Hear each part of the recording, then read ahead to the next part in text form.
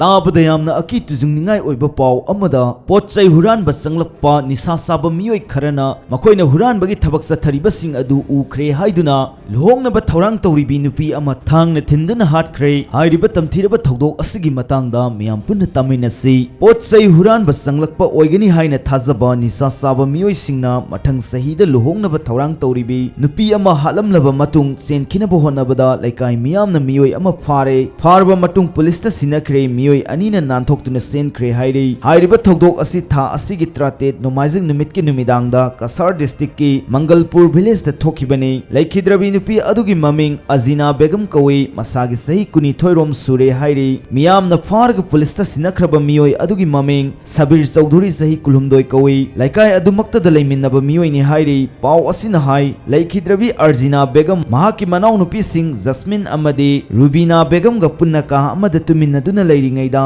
सबीर चौधरी याउना मियोय अहुंगा लोइनना का अदुदा पोचै हुरानबा चंगलखी मतम अदुदा अर्जिना बेगमना उबदगी लाउरुबदा महाकपु सबीर चौधरीना मंगक अमदी थबाकता थांगना थिल्लगा चेनखिबनी हाइरि थौदोक अदुगी पाव थंगनबदा लैबा मियोयसिंगना ताबदगी थोंगनरखी लोइनना सबीर चौधरी फाकी अदुम ओइनमक अर्जिना बेगम सोकपना मरम ओइदुना लैखिद्रे हाइरि थौदोक अदुगी पाव ताबदगी जयपुर पुलिस स्टेशन की टीम अमा मफम अदुदा लाक्तुना यंगसिनखिबगा लोइनना सबीर चौधरी फाखिबगा लोइनना मिहात अदुदा सिजनबा ई तैरबा थांग पुलिसना लौखटखी लोइनना निंगथौकाबा नुमितकी अयुक्ता लखीपुर को district police official Prithviraj Rajdhara अमदे फोरेंसिक टीम मफम अदुदा लाक्तुना क्राइम सीन अदुगी एविडेंसिंग खोमजिनखी फारबा सबीर चौधरी वाहुंग पोंग सथबदा अटैक अदुदा अतोप मियोय अनी अमसु यावी हाइबा खंगबा ngamle केस असि पुलिसना थिजिनबगी थबक चथरिबना मियोय अनी अदुगी ममिंग अमदी लैफम हौजिक फोंदोकपा लैत्रि पुलिसना चथखिबा थिजिनबगी थबकता फंगबा रिपोर्ट की मतुंग इनदी मिहात अदु लैखिद्रबी अर्जिना बेगम द नुंसी हाइना फोंदोकपदा यारक्तबदगी चथखिबा ओइगद्रा हाइबगी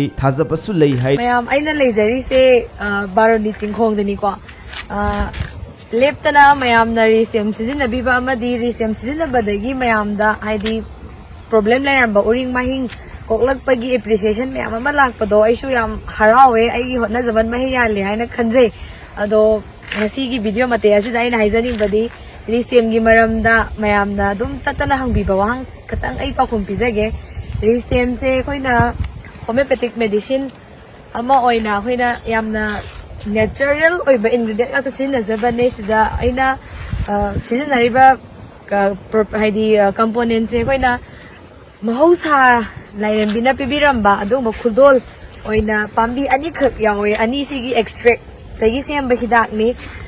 ममी वना पंजरबदा बर्बेरिस एक्विफोलियम हाइबा हिदा अमगा कैलेंडुला ऑफिशियलिस हाइबा हिदा अमगागी अदुगुंबा हाइदी टिंचर गे ब्लेंड ओइदोइने दा आइना आई ऑन रिसर्च तौरबा मतुंगदा माइनस इन द बेस्ट ओइरानी हाइबसे आइना दुमाने पुथोकसबनी दो रिस्टेम से यामना नेचुरल ओइबा अदगी खोइना मागी ममिंग सु रिस्टेम हाइना थोलिसे खोइना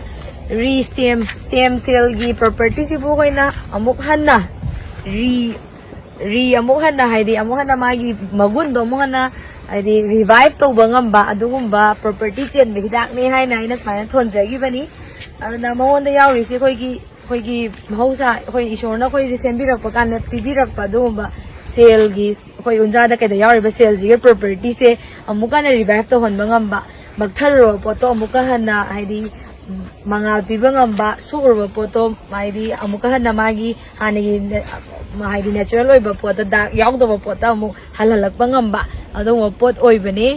ना आइना यामना अहिंग तुमदगै होनाजगिबदो मयामना स्माइना एप्रिशिएट तो बिरकपसे अदुकी मति नुंगाइजै मदि